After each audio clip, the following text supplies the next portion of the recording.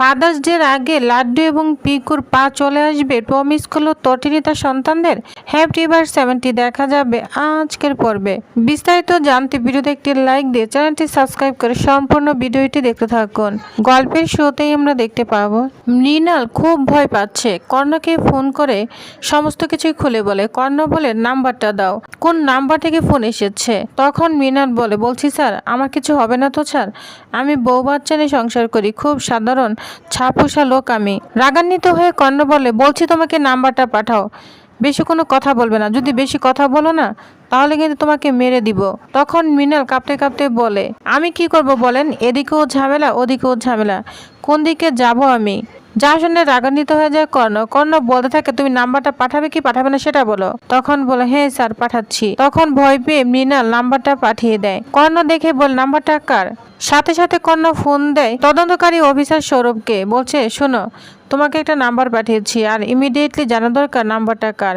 সৌরভ তখন বলে কেন। কর্ণ বলে এই নাম্বারটা মালিক মহতোষ বাবুকে খুন করার চেষ্টা করেছিল আর বাবিনকে মেরেছিল। আমি সবকিছুর মধ্যে একটা যোগসূত্র পাচ্ছি। একটা লোক একাই জন্য পুরো একটা ফোর্সের মতো কাজ করছে। সৌরভ তখন বলে আপনি কি মিন করতে চাচ্ছেন। কর্ণ বলে আমি মিন করতে চাচ্ছি যখনই আমরা দেখতে পাবো জিৎ চ্যাটার্জি এসে হাজির। জিৎকে দেখে কর্ণ বলে কি ব্যাপার, কিছু হয়েছে। জিৎ তখন রাগান্বিত হয়ে বলে আমার ছেলেকে খুন করার চেষ্টা করা হয়েছে আর আপনি এইভাবে চুপচাপ দাঁড়িয়ে রয়েছেন।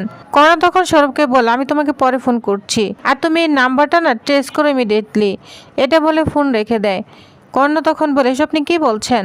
জিৎ বলে কি বলছি মানে মিস্টার চ্যাটার্জি আপনি বোঝার চেষ্টা করুন, আমার ছেলের গায়ে হাত তুলেছে, ওকে মারার চেষ্টা করা হয়েছে, কে করেছে এর নামটা আমি জানতে চাই। তখন কর্ণ বলে আপনি একটু শান্ত হন। জিৎ বলে কিভাবে শান্ত থাকবো, ছেলে মেয়েদের উপর আক্রমণ করা হচ্ছে, এর পিছনে কারা আছে, কি নাম তাদের আমি জানতে চাই। আচ্ছা এমন তো নয় যে শিবপ্রসাদ বেঁচে আছে। তখন কর্ণ বলে ঠিক বলেছেন, এমন একটি কথা আমার মাথায় এসেছে ঠিকই, কিন্তু পরে ভাবছি 3টি গুলি খাওয়ার পর আবার জলে ডুবে দেওয়ার পর কেউ কি বেঁচে থাকতে পারে। যা শুনে জিৎ একটু অবাক হয়ে তাকিয়ে থাকে। তখন বলে না না ব্যাপারটা তো সহজ নয়, আমার মনে হয় অনেকেও খেটা খেলছে, কেউ পিছন থেকে পুরো গেমটাই তৈরি করছে। আমরা যাকে খুঁজছি সে হয়তো সামনেই দাঁড়িয়ে আছে, সে শীঘ্রই ধরা পড়বে। অন্যদিকে দেখা যায় মৃণাল খুব ভয় পাচ্ছে।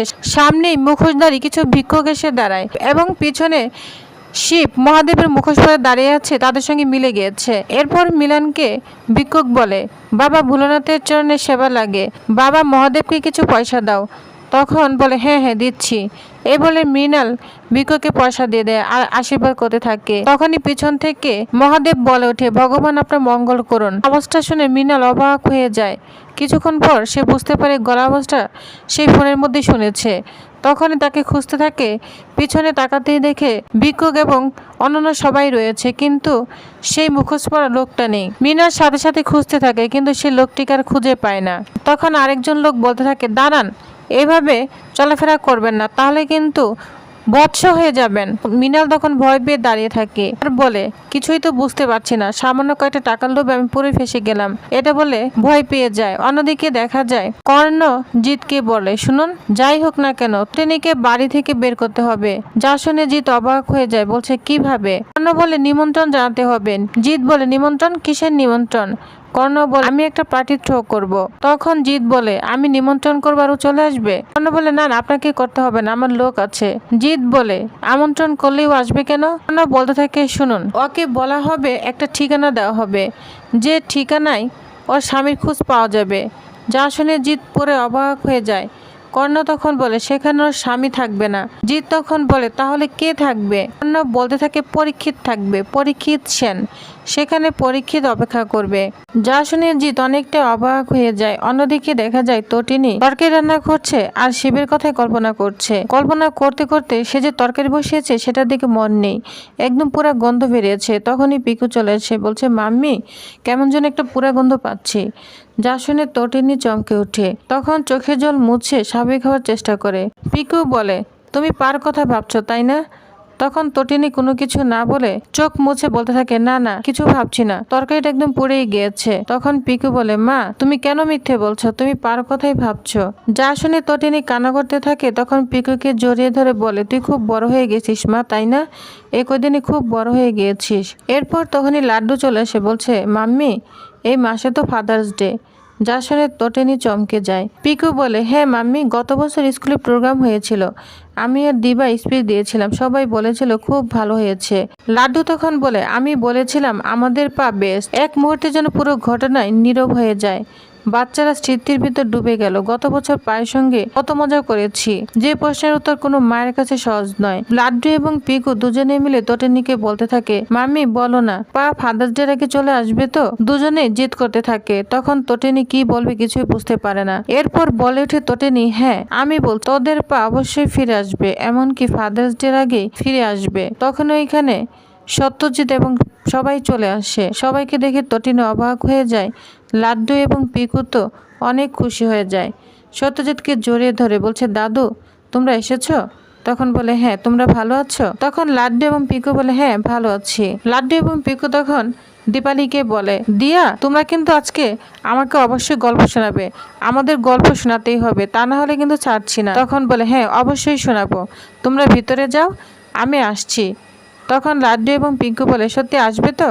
তখন দীপালি বলে, হ্যাঁ অবশ্যই আসবো। তখন লাড্ডু এবং পিঙ্কু ভিতরে চলে যায়। এদিকে সত্যজিৎ তখন তটিনীকে বলে, বাচ্চাদের কেন মিথ্যে স্বপ্ন দেখাচ্ছিস? তটিনী তখন বলে, কারণ আমি বিশ্বাস করি আমার স্বামী বেঁচে আছে, ও এভাবে মরতে পারে না। দীপালি তখন বলে, অনেকদিন হয়ে গেল, ও যদি বেঁচে থাকতো তাহলে কি ফিরে আসতো না? তখন তটিনী বলে, আমি জানি ও কখনোই মারা যায়নি, আমার মন বলছে ও ফিরবে। সত্যজিৎ তখন বলে, শুন, আমাদের তো সমাজ আছে, আমরা একটা সমাজে বাস করি, কিছু নিয়ম কানুন তো মানতেই হয়। তটিনী তখন বলে, কি নিয়মের কথা বলছো? দিওয়ালি তখন বলতে থাকে, বাড়ির সবাই বলাবলি করছে, এভাবে থাকা ঠিক নয়। তটিনী তো কান্না করতে থাকে। ভূমিকা তখন বলে, বাড়ির লোকেরা কখনোই কি ওদের ভালো চেয়েছে? শিবপ্রসাদেরও ভালো চাইনি, কখনোই চাইনি, তাই এটা নিয়ে আমি ভাবছি না। সত্যজিৎ বলে, পুলিশ তদন্ত করেছে, তদন্তে যা প্রমাণ হয়েছে শিবপ্রসাদ বেঁচে নেই, তিনটা গুলি লেগেছে ওর পিঠে, সবাই দেখেছে। তটিনী তখন চিৎকার করে ওঠে, বলছে ওর মরদেহ তো পাওয়া যায়নি। যা শুনে চমকে যায় সবাই। সত্যজিৎ তখন বলে, কিন্তু মানুষ চলে গেলে কিছু নিয়ম মানতে হয়, আমার মনে হয় এবার পারলিক কাজটা তোমার করা উচিত।